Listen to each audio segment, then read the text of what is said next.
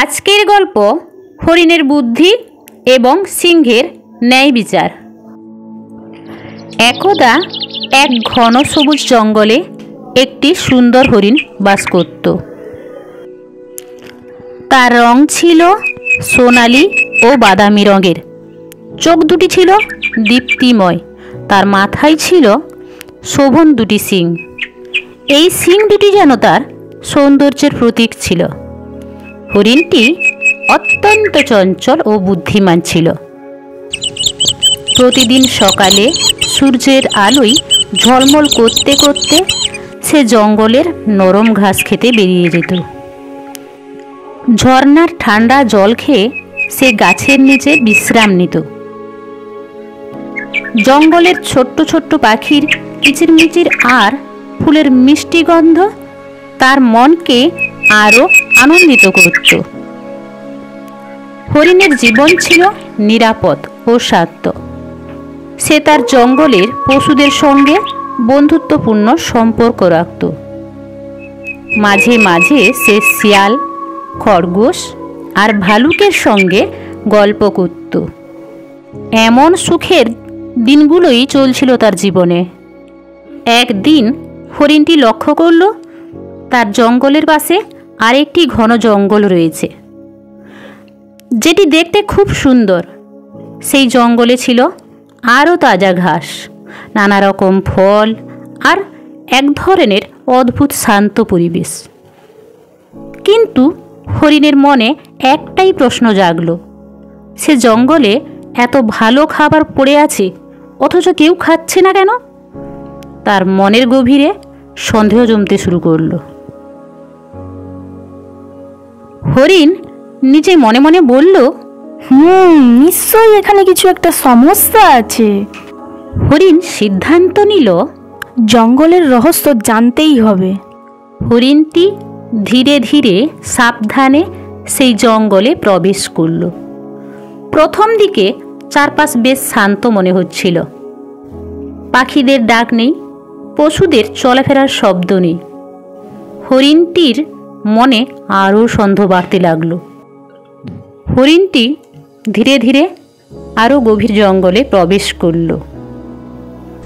কিছুক্ষণ পরে হরিণটি দেখতে পেল একটি বড় গাছের নিচে এক বিশাল বাঘ শুয়ে আছে।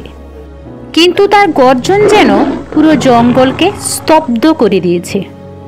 হরিণটি সঙ্গে সঙ্গে বুঝতে পারল এই বাঘই জঙ্গলের সব প্রাণীদের তাড়িয়ে দিয়েছে। হরিণটি গাছের আড়ালে লুকিয়ে বাঘটিকে পর্যবেক্ষণ করতে লাগলো।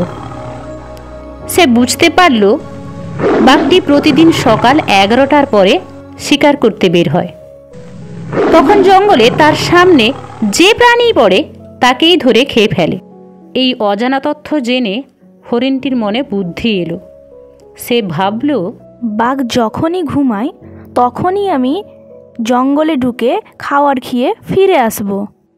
হরিণের এই পরিকল্পনা বেশ কয়েকদিন সফল হলো। প্রতিদিন সকালে বাঘ যখন ঘুমিয়ে থাকত, হরিণ গিয়ে তাজা ঘাস খেয়ে আসত। সে অত্যন্ত সন্তর্পণে চলাফেরা করত যাতে বাঘের ঘুম না ভাঙে। কিন্তু একদিন হঠাৎই বাঘটি তার উপস্থিতি টের পেয়ে গেল। বাঘটি গর্জন করে উঠল, কে ওখানে? আমি তোমাকে ছাড়বো না। হরিণটি তখনই দ্রুত দৌড়াতে শুরু করলো। বাঘ তার পেছনে পেছনে ছুটল। জঙ্গলের ভেতরে শুরু হলো এক ভয়ানক ধাওয়া। হরিণটি প্রাণপণে ছুটে চলল। বাঘও তার পেছন পেছন ছুটতে লাগলো। জঙ্গলের গাছপালা, পাথর আর ঝোপঝাড় পার করে হরিণটি তার বন্ধু ভাল্লুকের গুহার কাছে পৌঁছালো। ভাল্লুকটি হরিণের কষ্ট দেখে তাকে গুহার ভেতরে ঢুকতে দিল। বাঘটি গুহার বাইরে এসে হরিণকে খুঁজতে লাগলো, কিন্তু তার কোনো সন্ধান পেল না। বাঘটি হতাশ হয়ে ফিরে গেল। ভাল্লুক বলল, তুই এখানে বেশি দিন থাকতে পারবি না। বাঘ তোর পিছু ছাড়বে না কোনো দিন, কিছু একটা তো করতেই হবে। ভাল্লুক তখন সিদ্ধান্ত নিল সে জঙ্গলের রাজা সিংহের কাছে যাবে। সিংহের বিচার আর শক্তি জঙ্গলের সবাই জানত। ভাল্লুক সিংহের কাছে গিয়ে সব ঘটনা খুলে বলল। ভাল্লুক বলল, মহারাজ, আমাদের জঙ্গলে একটি হিংস্র বাঘ ঢুকে পড়েছে। সে প্রতিদিন শিকার করে আমাদের প্রাণীদের মেরে ফেলছে। আপনি যদি কিছু না করেন তাহলে আমরা কেউই বাঁচব না।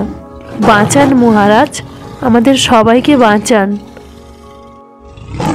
সব শুনে সিংহ প্রচণ্ড রেগে উঠল। সে গর্জন করে বলল, আমি এক্ষুনি বাঘটিকে শিক্ষা দেব। সিংহ মহারাজ নিজেই বাঘের সন্ধানে বের হলো। বাঘটি তখন জঙ্গলের গভীরে শিকার করতে ব্যস্ত ছিল। সিংহ তাকে দেখে গর্জন করে উঠল, বলল, তুই আমার জঙ্গলের প্রাণীদের মারছিস, আজ আমি তোকে উচিত শিক্ষা দেব। বাঘটি সিংহের গর্জন শুনে রেগে গিয়ে তার দিকে তেড়ে এলো। শুরু হলো এক ভয়ানক লড়াই।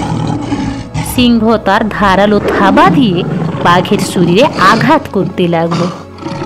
বাঘও পাল্টা আক্রমণ করে সিংহকে ফাঁকি দেওয়ার চেষ্টা করছিল। তাদের গর্জনে পুরো জঙ্গল কেঁপে উঠল। সিংহ অত্যন্ত শক্তিশালী ছিল। তার আঘাতে বাঘের শরীর রক্তাক্ত হয়ে গেল। বাঘ বুঝতে পারল সে সিংহের সঙ্গে লড়াইয়ে জিততে পারবে না। সে লজ্জিত হয়ে জঙ্গল ছেড়ে ছুটে ছুটে পালিয়ে গেল। যুদ্ধের শেষে সিংহ মহারাজ ঘোষণা করল, এই জঙ্গলে আর কোনো হিংস্র জন্তু আসবে না।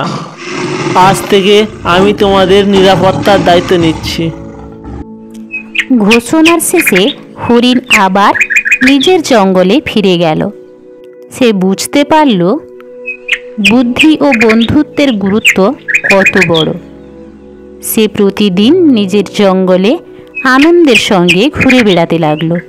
নরম ঘাস খেত আর ঝর্ণার ধারে বিশ্রাম নিত। এই গল্প আমাদের এই শিক্ষা দেয় যে বুদ্ধি, সাহস আর বন্ধুত্বের মাধ্যমে জীবনের যে কোনো বিপদ থেকে রক্ষা পাওয়া সম্ভব। পাশাপাশি সঠিক নেতৃত্ব জীবনের নিরাপত্তা ও সুখ এনে দিতে পারে। বন্ধুরা, আপনাদের গল্পটি যদি ভালো লেগে থাকে লাইক, কমেন্ট এবং সাবস্ক্রাইব করবেন এবং আপনাদের বন্ধুদের সঙ্গে গল্পটি শেয়ার করবেন। আপনারা সবাই ভালো থাকবেন। বাই বাই বন্ধুরা।